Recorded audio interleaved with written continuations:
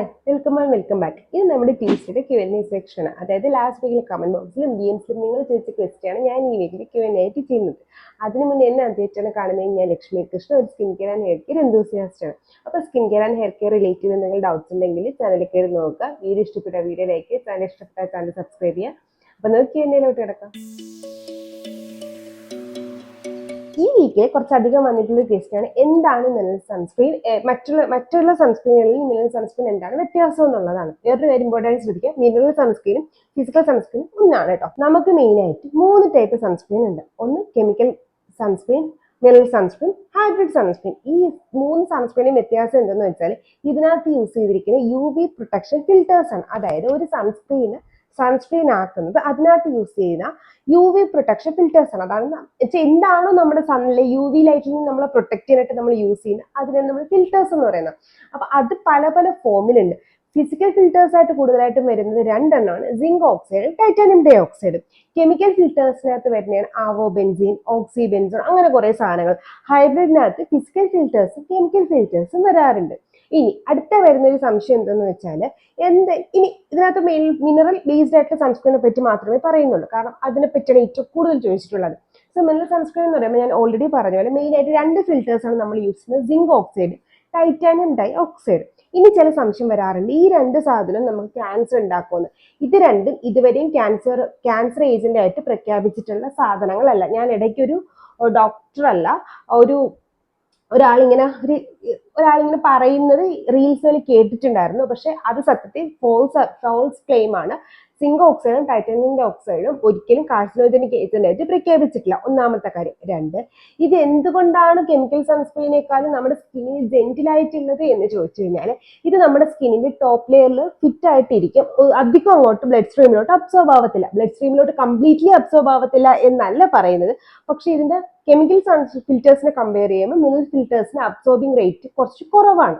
അത് നല്ലതാണോ എന്ന് വെച്ച് കഴിഞ്ഞാൽ, നമ്മൾ സെൻസിറ്റീവ് സ്കിൻ ആണെങ്കിൽ, അതല്ലെങ്കിൽ നമ്മൾ പ്രഗ്നന്റ് ആയിരിക്കുന്ന സമയത്ത്, ബാരിയർ ഡാമേജ് ആയിട്ടിരിക്കുന്ന സമയത്ത്, അതല്ലെങ്കിൽ നമുക്ക് ഒരുപാട് ആക്നെ പ്രോൺ സ്കിന്നൊക്കെ ആണില്ലെങ്കിൽ നമ്മുടെ സ്കിന്നിൽ ജെന്റിലായിട്ട് വർക്ക് ചെയ്യുന്നത് കെമിക്കൽ ഫിൽറ്റേഴ്സിനേക്കാളും ഫിസിക്കൽ ഫിൽറ്റേഴ്സ് ആണ്. കാരണം കുറച്ചുകൂടി ജെന്റിലാണ്. അധികം ഇറിറ്റേഷൻ ഒന്നും നമ്മുടെ സ്കിന്നിൽ തരാനായിട്ട് ഫിസിക്കൽ ഫിൽറ്റേഴ്സ് പോലെ. അതുകൊണ്ടാണ് സെൻസിറ്റീവ് സ്കിൻകാർക്കൊക്കെ എപ്പോഴും നല്ലത് ഫിസിക്കൽ ഫിൽറ്റർ ഉള്ള സൺസ്ക്രീൻ ആണ് എന്ന് പറയുന്നത്. പിന്നെ നമ്മൾ വേറൊരു എക്സാമ്പിൾ നിങ്ങൾ നോക്കുകയാണെന്നുണ്ടെങ്കിൽ, നമ്മൾ പണ്ട് ഏറ്റവും കോമൺ ആയിട്ട് നമുക്ക് ഇന്ത്യക്കാർക്ക് ഒന്നുകൂടെ റിലേറ്റ് ചെയ്യാൻ പറ്റും. നമ്മൾ പണ്ട് ക്രിക്കറ്റ് കളിക്കുമ്പോഴത്തേക്ക് ഓസ്ട്രേലിയൻ ക്രിക്കറ്റേഴ്സ് അല്ലെങ്കിൽ ഇംഗ്ലണ്ടിലെ ക്രിക്കറ്റ് ആൾക്കാർ, പ്രത്യേകിച്ച് ആൻഡ്രൂസൺ ഒക്കെ ഫേസിൽ ഫുൾ ഒരു വൈറ്റ് കളർ പൗഡർ ഇടും, അല്ലെങ്കിൽ ഒരു പേസ്റ്റ് തേച്ചിരിക്കും നമ്മൾ കാണാറുണ്ട് അല്ലെ. ഈ പേസ്റ്റ് ആണെങ്കിൽ നമ്മൾ പറയും, നമ്മൾ കുഞ്ഞായിരിക്കുമ്പോൾ ആദ്യമൊക്കെ ആ പേസ്റ്റ് ഒക്കെ തേച്ചിട്ടിരിക്കാറുണ്ട്. ആദ്യമേ നമുക്ക് എന്താണെന്ന് മനസ്സിലായിട്ടുണ്ടാവില്ല.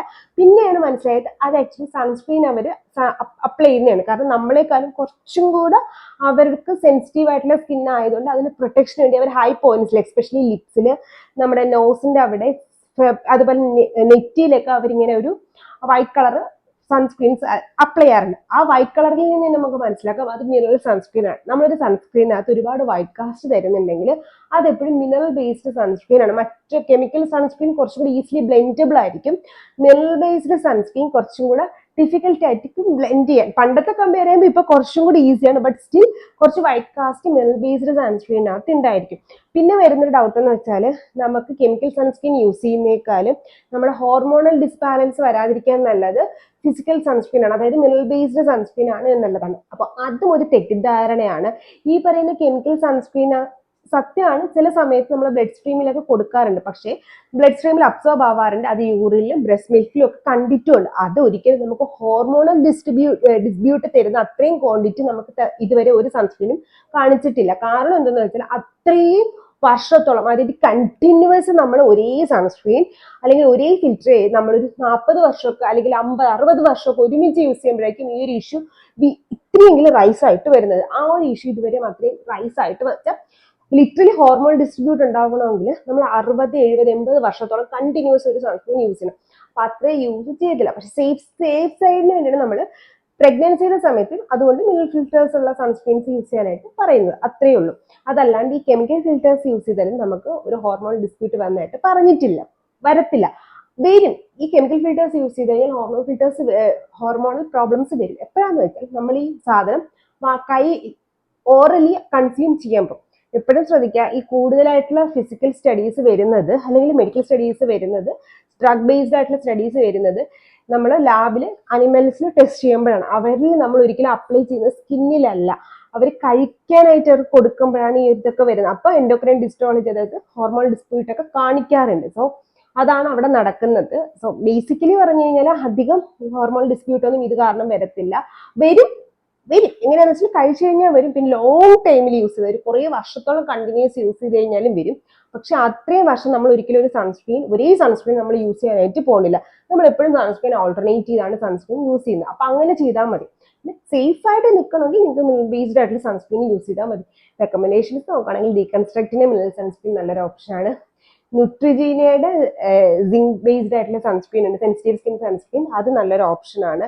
ഡെർമക്കോയിലുണ്ട് മിനറൽ ബേസ്ഡ് ആയിട്ടുള്ള സൺസ്ക്രീൻ, റിക്വെല്ലും ഉണ്ട് മിനറൽ ബേസ്ഡ് ആയിട്ടുള്ള സൺസ്ക്രീൻ. പിന്നെ അത് നിങ്ങൾക്ക് വൈറ്റ് കാസ്റ്റ് തരുന്നു എന്നുണ്ടെങ്കിൽ ടിൻഡർ ബേസ്ഡിലോട്ട് പോയാലും മതി. ഞാൻ കൂടുതലും ഹൈബ്രിഡ് സൺസ്ക്രീൻ ആണ് യൂസ് ചെയ്യുന്നത്. അപ്പൊ അങ്ങനെ അടുത്ത് ചോദിക്കുകയാണെങ്കിൽ ഞാൻ മിനറൽ സൺസ്ക്രീൻ എനിക്ക് ഇഷ്ടമാണ്, പക്ഷെ വൈറ്റ് കാസ്റ്റ് ഇടുന്നത് കൊണ്ട് ഞാൻ കൂടുതലും യൂസ് ചെയ്യാറ് ഹൈബ്രിഡ് ബേസ്ഡ് ആയിട്ടുള്ള സൺസ്ക്രീൻസ് ആണ്. അടുത്തൊരു ക്വസ്റ്റ്യൻ എന്ന് വെച്ചാൽ ഡ്രൈ സ്കിൻ ആണ്, അപ്പൊ അതിന്റെ ആക്നെ മാർക്ക് പോകാനായിട്ട് ഞാൻ ഗ്ലൈക്കോളിക് ആസിഡ് യൂസ് ചെയ്യണോ സാലിസിലിക് ആസിഡ് യൂസ് ചെയ്യണോ? അതിന്റെ സ്കിൻ ഓൾറെഡി ഡ്രൈ ആണ്. അപ്പൊ ഞാൻ ഓൾറെഡി നമ്മളെ ഡ്രൈ സ്കിൻ ആക്നയുടെ വീഡിയോയിൽ ഈ ഡ്രൈ സ്കിൻ ആക്നെ എങ്ങനെ മാറ്റണം, എന്തുകൊണ്ട് വരുന്നു എന്നുള്ളതിനെ പറഞ്ഞിട്ടുണ്ട്.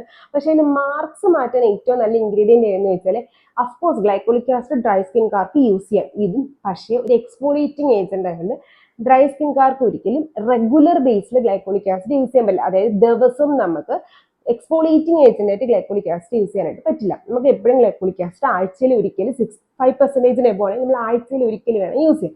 അപ്പൊ പിഗ്മെന്റേഷൻ, അതായത് നമ്മുടെ ആക്നെ മാർക്സ് മാറ്റാനായിട്ട് ഗ്ലൈക്കോളിക് ആസിഡ് യൂസ് ചെയ്യാം. പക്ഷെ അത് വീക്ക്ലി വൺസ് യൂസ് ചെയ്യാൻ പറ്റുള്ളൂ. ഡ്രൈ സ്കിൻകാർക്കും അതുപോലെ തന്നെ ഓയിലി സ്കിൻകാർക്കും ഒക്കെ ഈ ഒരു ഗ്ലൈക്കോളിക് ആസിഡ് യൂസ് ചെയ്യാം. നിങ്ങളുടെ സെൻസിറ്റീവ് സ്കിൻ ആണെങ്കിലോ സ്കിൻ ബാരിയർ ഡാമേജ് ആയിരിക്കുന്നെങ്കിലും ഗ്ലൈക്കോളിക് ആസിഡിന് പകരം നിങ്ങൾക്ക് ലാക്റ്റിക് ആസിഡ് ആയിരിക്കും കുറച്ചും കൂടെ പ്രിഫർ ചെയ്യാൻ പറ്റുന്നത്. അടുത്തത് സാലിസിലിക് ആസിഡ്. നിങ്ങൾക്ക് ആക്നെ ഉണ്ടെങ്കിൽ അടുത്ത ഓപ്ഷൻ സാലിസിലിക് ആസിഡ് ആണ് എന്ന് എല്ലാവർക്കും ഒരു ചിന്തയുണ്ട്. അല്ല, ഡ്രൈ സ്കിൻ ആണ്, സെൻസിറ്റീവ് സ്കിൻ ആണെന്നുണ്ടെങ്കിൽ ഒരിക്കലും ആക്നെ ഉണ്ടെങ്കിൽ സാലിസിലിക് ആസിഡ് അവോയ്ഡ് ചെയ്യുന്നതാണ് നല്ലത്. അതെങ്ങനെ ഡ്രൈ സ്കിൻ ആക്നെ കംപ്ലീറ്റ്ലി മാറ്റുന്നത് എങ്ങനെയാണ് ഞാനൊരു വീഡിയോ കൊടുത്തിട്ടുണ്ട്. കാരണം ആക്നെ പറ്റി ചോദിച്ചിട്ടില്ല, പക്ഷെ പറഞ്ഞതാണ് സാലിസിലിക് ആസിഡ് ഡ്രൈ സ്കിന്നുകാർക്ക് ആക്നെക്ക് നല്ലതല്ല.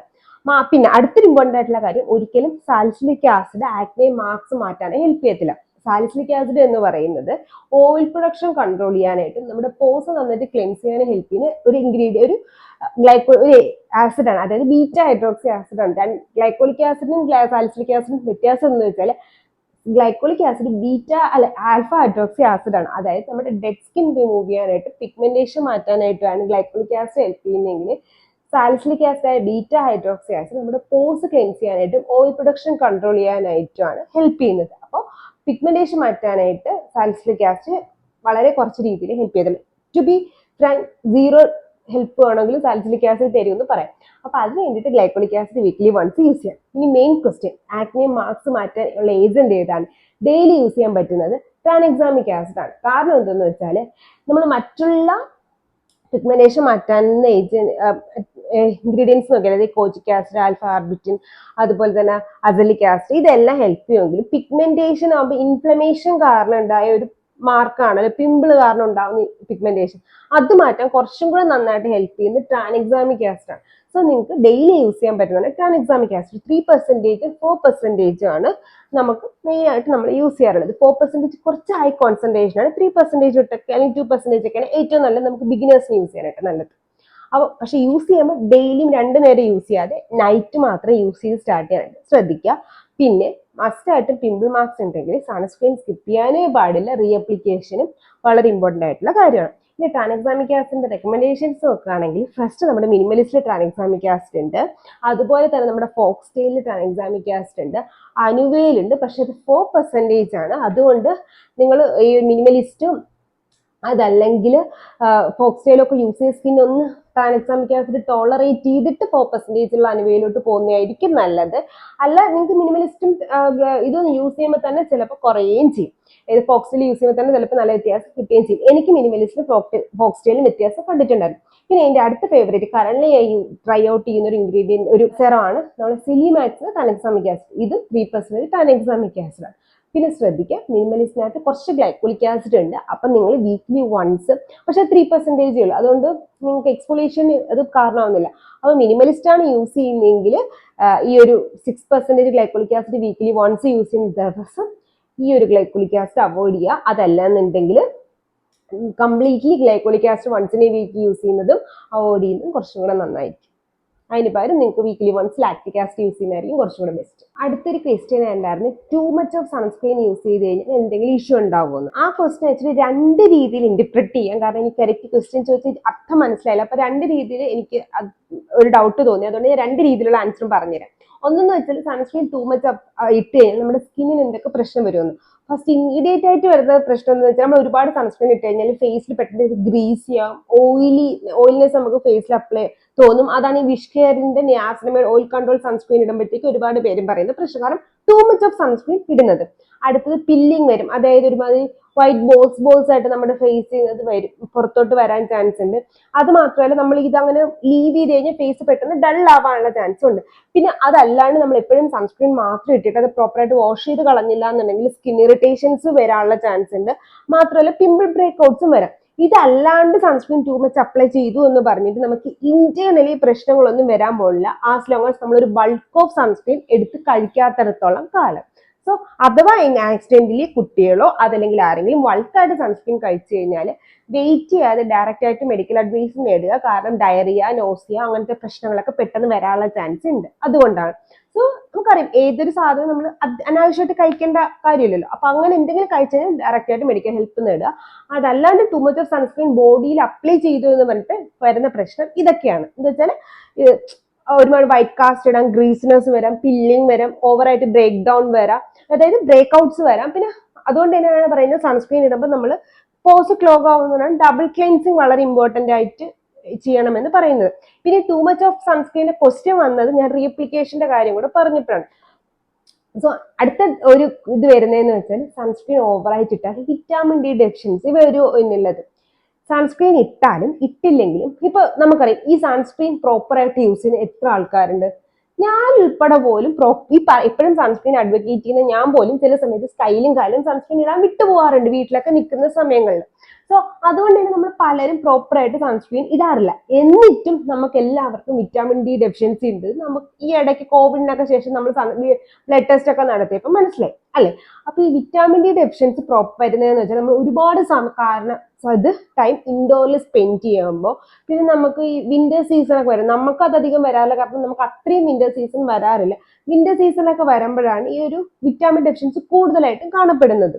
മാത്രമല്ല സിറ്റി താമസിക്കുന്ന ആൾക്കാരെക്കാളും, കാരണം ഇപ്പൊ നമ്മളൊരു ജനറലി പറയുന്ന സിറ്റി താമസിക്കുന്ന ആൾക്കാർക്ക് കൂടുതലായിട്ട് സൺസ്ക്രീൻ യൂസ് ചെയ്യുന്നത് വില്ലേജ് താമസിക്കുന്ന ആൾക്കാർക്ക് കുറച്ചായിരിക്കും ചെയ്യുന്നത് എന്നുള്ള വിശ്വാസത്തിൽ സ്റ്റഡി നടത്തിയപ്പോൾ തെളിഞ്ഞെന്ന് വെച്ചാൽ വില്ലേജിലുള്ള ആൾക്കാർക്കാണ് വിറ്റാമിൻ ഡെഫിഷ്യൻസി കൂടുതലായിട്ടും കാണപ്പെടുന്നത്. പിന്നെ വിറ്റാമിൻ ഡി എന്ന് പറയുന്നത് UVB നിന്നാണ് നമ്മുടെ സ്കിന്നിലോട്ട് വരുന്നത്. അതുകൊണ്ട് തന്നെയാണ് SPF ഉള്ള സൺസ്ക്രീൻ ആണ് നമുക്ക് എപ്പോഴും, SPF ഉള്ള സൺസ്ക്രീൻ ആണ് ഈ ഒരു വിറ്റാമിൻ ഡി തരുന്ന ഇതിൽ നിന്ന് നമ്മളെ പ്രൊട്ടക്ട് ചെയ്യുന്നത്.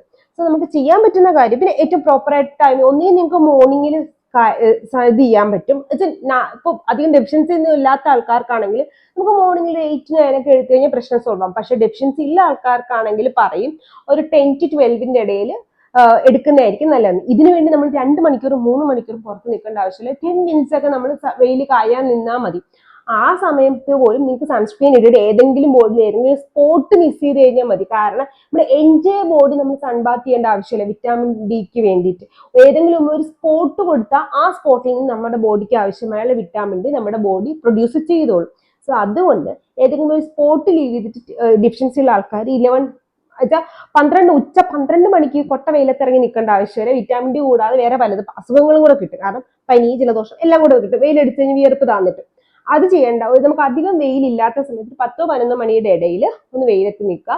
ഏത് കയ്യിലോ കാലിലോ ഏതെങ്കിലും ഒരു സ്പോട്ട് ഇട്ട്, നിങ്ങൾ കാലിട്ടാലും മതി, കാലിൽ ഏതെങ്കിലും ഒരു സ്പോട്ട് ഇടുക. അപ്പൊ നമുക്ക് ആവശ്യത്തിനുള്ള വിറ്റാമിൻ ഡി കിട്ടുകയും ചെയ്യും. പിന്നെ നമ്മൾ ഓൾറെഡി വിറ്റാമിൻ ഡി ഇതായിട്ടുള്ള ആൾക്കാർക്ക് മെഡിക്കേഷൻസും വീക്കിലി വൺസ്, അതുപോലെ ഞാൻ ഇനി ഡോസ് പറഞ്ഞാൽ നിങ്ങൾ ആ ഡോസിൽ കഴിക്കും. ഞാൻ പറയുന്നില്ലേ, ഞാൻ കഴിച്ച ഡോസാ പറഞ്ഞു, ഞാൻ പറയുന്നില്ല. എനിക്ക് ഡോക്ടർ പറഞ്ഞു തന്ന ഡോസാണ് ഞാൻ പറയാൻ പോയത്. ഞാൻ എന്തായാലും പറയുന്നില്ല. ആരെങ്കിലും മനസ്സ് കഴിച്ചു കഴിഞ്ഞാൽ ശരിയാവില്ല. സോ അതിന് പ്രോപ്പർ ആയിട്ടൊരു ഡോസേജ് ഉണ്ട്. ആ ഡോസേജിൽ നമുക്ക് മെഡിക്കേഷനും കൂടെ എടുത്തു കഴിഞ്ഞാൽ പറ്റും. പിന്നെ വിറ്റാമിൻ ഡി ഇൻഡ്യൂസ് ചെയ്യുന്ന ഫുഡുകളുണ്ട്, നമ്മുടെ ഒമേഗ അടങ്ങിയിട്ടുള്ള ഫിഷസ്, അങ്ങനത്തെ സാധനങ്ങളൊക്കെ നന്നായിട്ട് ഒമേഗ 3 ഉള്ള ഫിഷസ് കഴിച്ചു കഴിഞ്ഞാൽ വിറ്റാമിൻ ഓൾറെഡി ഇൻഡ്യൂസ്ഡ് ആവും. വിറ്റാമിൻ ഡി ഇൻഡ്യൂസ് ചെയ്യാൻ പറ്റും, ബോഡി മേക്ക് ചെയ്യാൻ പറ്റില്ല, ഇൻഡ്യൂസ് ചെയ്യാൻ പറ്റും. കാൽസ്യം ഒക്കെ നന്നായിട്ട് കഴിച്ചു കഴിഞ്ഞാൽ കാൽസ്യം വിറ്റാമിൻ ഡിയുടെ സിന്തസിസിന് വളരെ ആവശ്യമായിട്ടുള്ള കാര്യമാണ്. അപ്പൊ അതൊക്കെ ഇൻഡ്യൂസ് ചെയ്ത ഫുഡും കൂടെ കഴിച്ചു കഴിഞ്ഞാൽ ഒരു പരിധിവരെ വിറ്റാമിൻ ഡി ഡെഫിഷ്യൻസി കുറച്ചെടുക്കാനായിട്ട് നമുക്ക് പറ്റും. ശ്രദ്ധിച്ചാൽ മതി, വിറ്റാമിൻ ഡി ഡെഫിഷ്യൻസി ഉള്ള ആൾക്കാർക്ക് കൂടെ കാൽഷ്യം ഡെഫിഷ്യൻസിയും കാണും. ഇത് രണ്ടും കോറിലേറ്റ് ചെയ്യുന്നതാണ്. അവരുടെ ആ ഒരു മെറ്റബോളിക് സൈക്കിൾ നമുക്ക് പഠിക്കുമ്പോൾ മനസ്സിലാവും. സോ അതുകൊണ്ട് വിറ്റാമിൻ ഡി ഡെഫിഷ്യൻസി ഉള്ള ആൾക്കാർ കാൽഷ്യം ഇൻഡ്യൂസ് ചെയ്ത് വെക്കാൻ പറ്റുന്ന ഫുഡും വിറ്റാമിൻ ഡി ഇൻഡ്യൂസ് ചെയ്യുന്ന ഫുഡും കഴിക്കാൻ മറക്കണ്ട. അതിന്റെ കൂടി 10 മിനിറ്റ് 10നും 11നും ഇടയിൽ ഒന്ന് വെയിലത്ത് നിന്ന് കഴിഞ്ഞാൽ നമുക്ക് ആ ഡെഫിഷ്യൻസി മാറ്റിയെടുക്കാനും പറ്റും. പക്ഷേ ഡോക്ടറിനെ കാണേണ്ടതും ബ്ലഡ് ടെസ്റ്റ് ചെയ്യേണ്ടതും വളരെ ഇമ്പോർട്ടൻ്റ് ആണ്. സൺസ്ക്രീൻ ഇട്ടു എന്ന് പറഞ്ഞിട്ട് നിങ്ങൾക്ക് ഒരിക്കലും വിറ്റാമിൻ ഡി ഡെഫിഷ്യൻസി വരത്തില്ല. തിയററ്റിക്കലി പറയുമ്പോൾ നമുക്ക് വരുമെന്നൊക്കെ തിയററ്റിക്കലി പറയാനായിട്ട് പറ്റും, കാരണം UVB റേസിനെ നമ്മൾ ലോക്ക് ചെയ്യുന്നു അതുകൊണ്ട്. പക്ഷെ പ്രാക്ടിക്കലി ഇതാണ് സത്യം. പിന്നെ അടുത്തൊരു ഇമ്പോർട്ടൻ്റ് ആയിട്ടുള്ള കാര്യം ഞാൻ എപ്പോഴും പറയാറുണ്ട്, 100% സൺ പ്രൊട്ടക്ഷൻ ഒരിക്കലും ഒരു സൺസ്ക്രീൻ നമുക്ക് തരാറില്ല. അത് ഇമ്പോർട്ടൻ്റ് ആയിട്ടുള്ള കാര്യം. പിന്നെ അടുത്തൊരു കാര്യം, എപ്പോഴും ലോങ് സ്ലീവ് ഡ്രസ്സ് ഇടുന്ന ആൾക്കാർക്ക് ഒരു ശരീരഭാഗം ഒരു തുള്ളി പോലും പുറത്ത് കാണിക്കാതെയൊക്കെ നടക്കുന്ന ആൾക്കാർക്കൊക്കെയാണ് കൂടുതലായിട്ടും ഈ ഒരു വിറ്റാമിൻ ഡി ഡെഫിഷ്യൻസി വരുന്നത്. സോ ഇന്നത്തെ Q&A ഇവിടെ തീരുകയാണ്. നിങ്ങളുടെ ക്വസ്റ്റ്യൻ ഞാൻ മിസ് ചെയ്തിട്ടുണ്ടെങ്കിൽ ഇതിന്റെ താഴെ മറക്കണ്ട. ഇതുപോലത്തെ skin care and hair care video ആയിട്ട് എല്ലാ ട്യൂസ്ഡേ, തേഴ്സ്ഡേ, സൺഡേസിലാണ് വരുന്നത്. നെക്സ്റ്റ് വീഡിയോ ആയിട്ട് നെക്സ്റ്റ് തേഴ്സ്ഡേ വരുന്നത്. It's Lakshmi signing off.